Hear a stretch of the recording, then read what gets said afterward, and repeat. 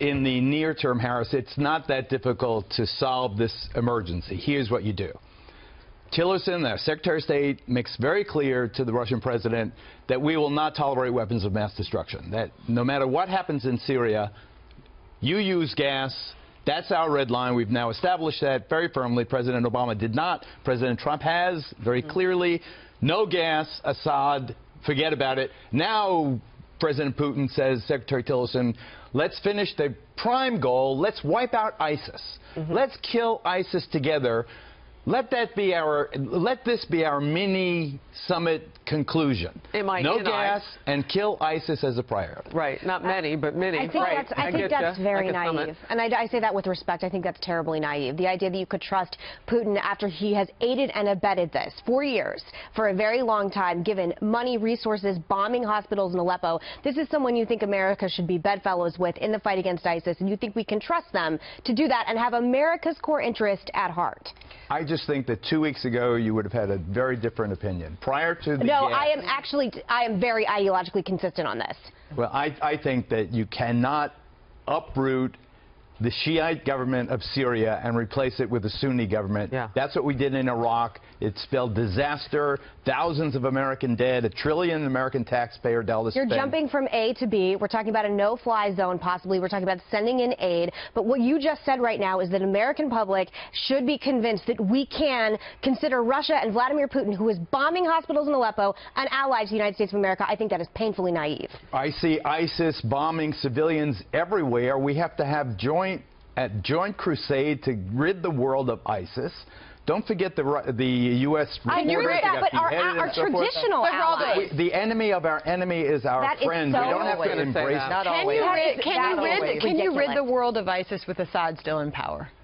I think that ISIS, first of all, to blame Assad for ISIS is a classic misdirection.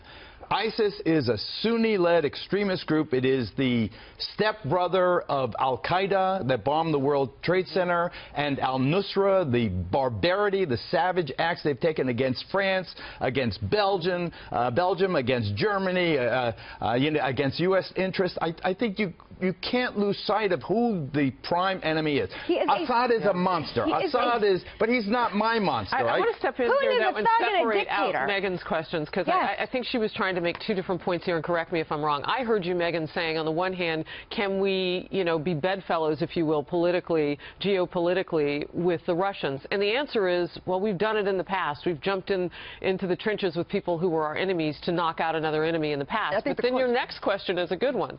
How do you trust them then? Because they've already said on the record, well, if you guys are flying around, we can't offer any, any assurances that your pilots aren't going to be shot down. At what cost, right? I think that's ultimately the question. Can we be aligned with them on this issue? The friend of our friend, the enemy of our enemy be our friend? Sure, I get it, Geraldo. But at what expense? And that's what concerns me, because I don't think always the enemy of our enemy is our friend. I think we have to be very careful with that construct. And that's, from my experience, Geraldo, that I saw when I was visiting and talking with generals on the ground, on the Syrian border, around this very issue. Let me just share with you what Nikki Haley was just saying at the UN. She was speaking at the UN at the same time that we know that this meeting is happening with Tillerson and Vladimir Putin. She said the U.S. was compelled to act, won't look the other way. We are watching the regime's actions closely. She said we need to see Russia's side with civilized world. Getting serious about peace means getting honest about Iran's role. But they just said that it was an unlawful act by President Trump. Just simply bombing an airfield, which, by the way, they ended up being able to fly planes out of a day later. Just the message that was sent, they say that's an unlawful act. I think the only way you prevent getting sucked into this thing and bleeding America is to say there's two principles we stand for. Number one, no weapons of mass destruction. If you use gas again, we're going to hit you and hit you hard, and maybe we're even going to assassinate you. That's it. That's against Assad.